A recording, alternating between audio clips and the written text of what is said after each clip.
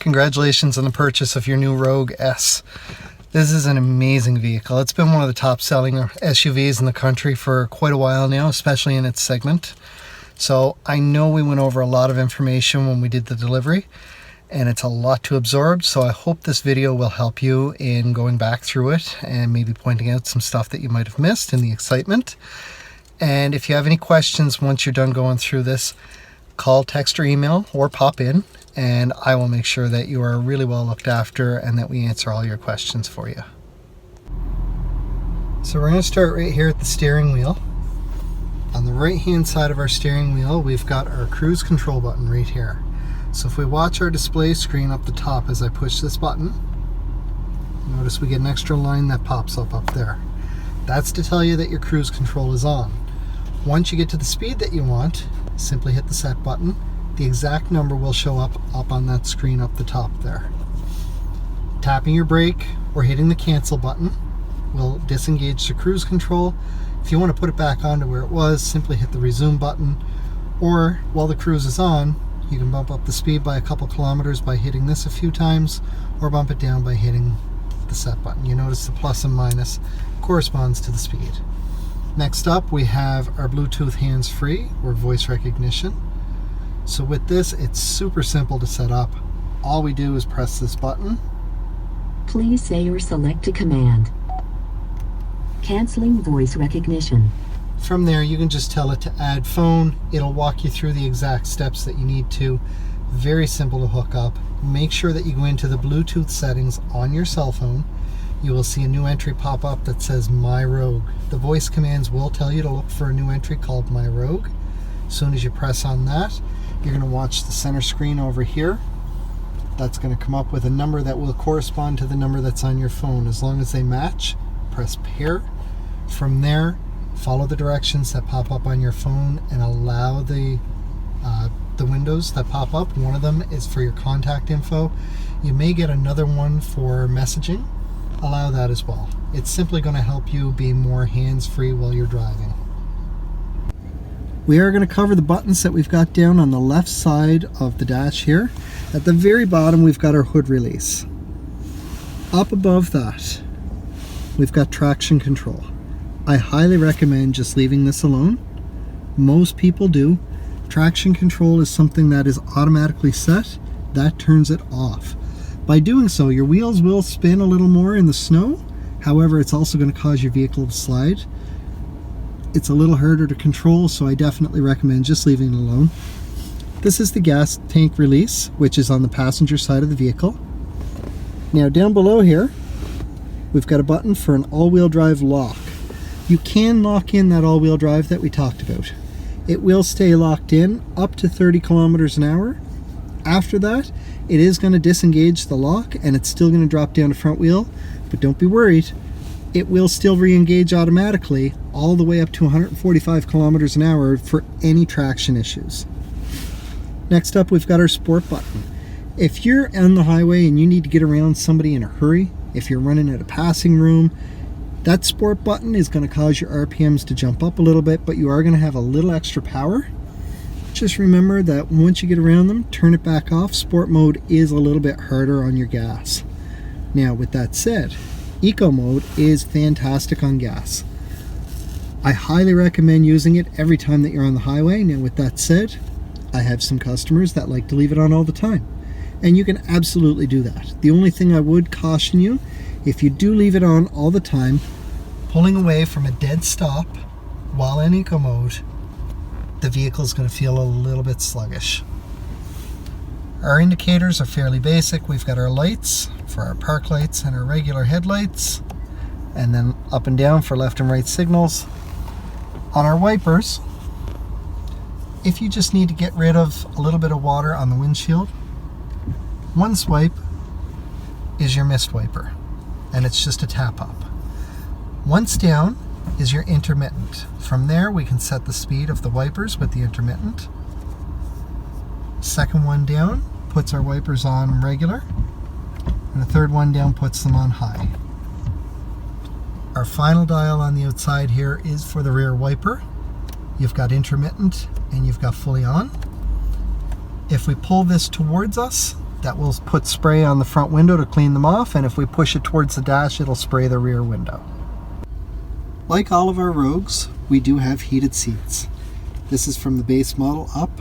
The heated seats are amazing in the winter. I mentioned we do have an auxiliary and a USB port there.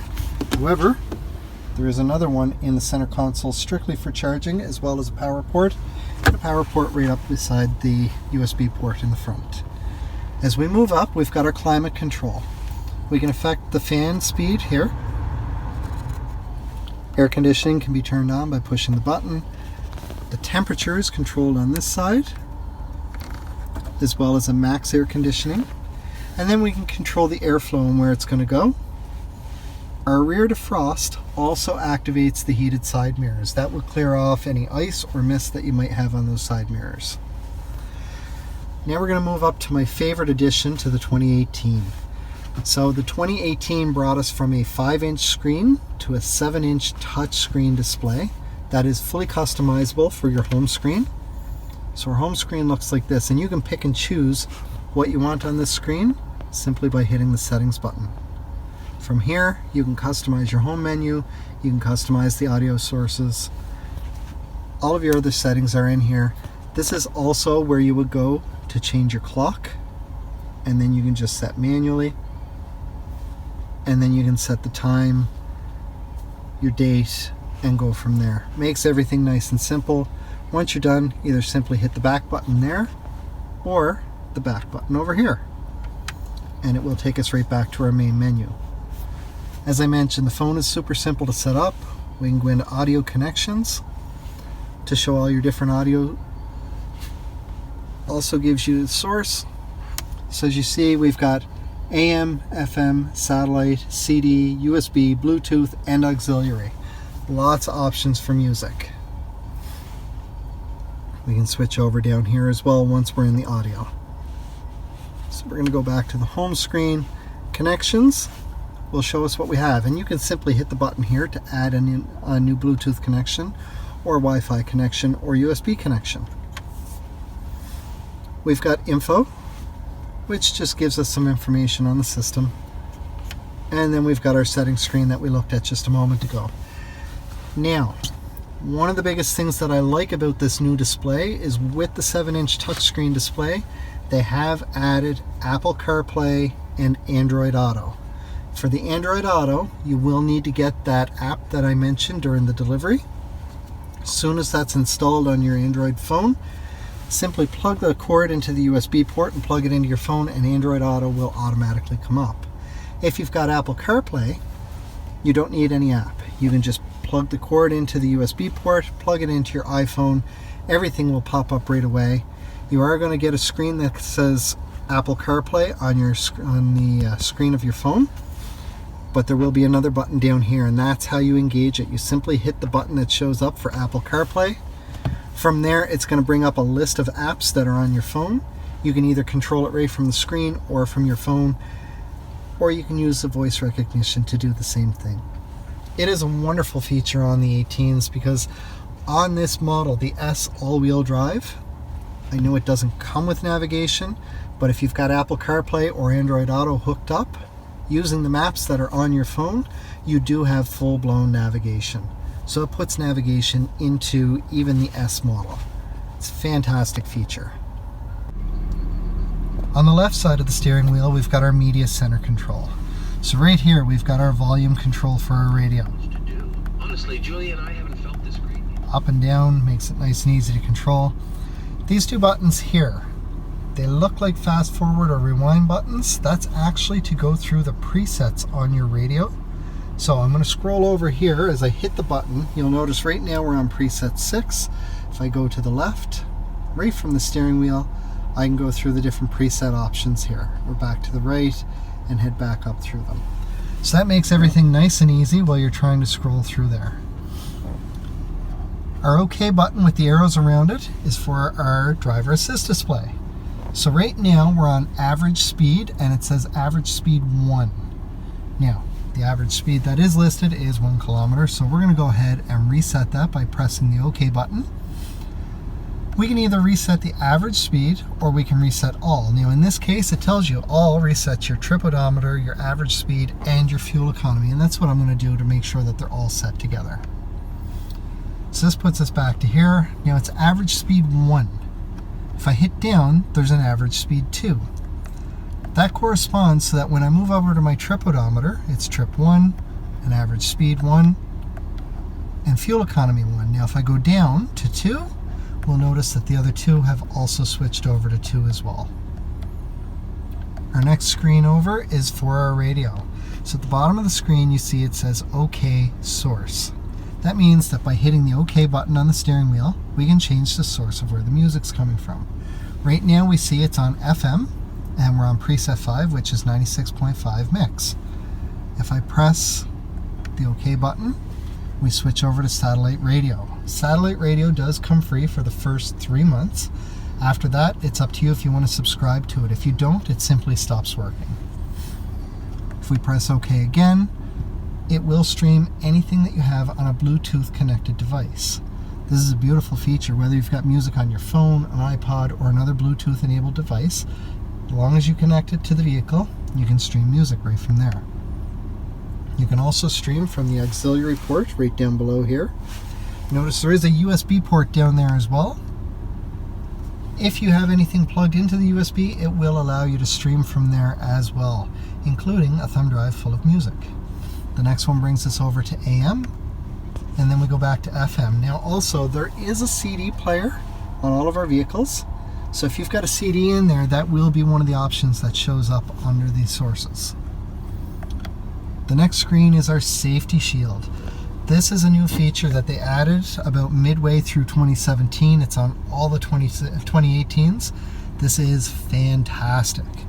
So this is related to the automatic emergency braking in the front. What that does, if the vehicle in front of you suddenly stops or you're too quickly approaching a parked vehicle, inside the vehicle is going to beep and the gas pedal is going to push back against your foot. If you don't react when that happens, the vehicle will react for you, and the next step will be that it will hit the brakes. It does give you an opportunity to do that yourself, but it's a very quick process, the same as anything else. If the vehicle in front of you suddenly stops, your own reaction is going to be to hit the brakes. They're just making sure that if you don't do it fast enough, it does it for you to avoid the oncoming collision. Also, we've got rear cross traffic control. So what that does is while you're in reverse, and I am going to show you the nice large backup camera on this, while we're in reverse, if something is moving on either side of you, the box is actually going to highlight with a yellow box around it. It's going to beep inside the vehicle, and then one of our blind spot indicators, as you see we have one here and one over there as well. One of those will light up depending on which side the movement is on. That's the one that will light up. That brings us to our final piece, which is the blind spot indicator. So our blind spot indicators, as I mentioned, are on each side there. How that works: if you have a vehicle that is approaching from behind or you're passing a vehicle, the indicator is going to light up on whichever side that vehicle's on. So if it's on your driver's side, the indicator on the driver's side will light up a dull orange, and it will stay lit up either until you've finished passing the vehicle or they've finished passing you.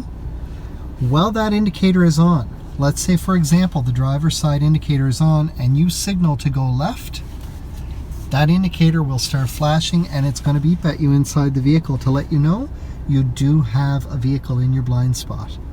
Fantastic safety features that were added midway through 17, and they are now on all of the 18 Rogues as well. This screen here shows us our tire pressure. So once we start driving, it will appear the center of the vehicle in between both sets of wheels. It's going to come up with 33. That's the default tire pressure that it should be set for.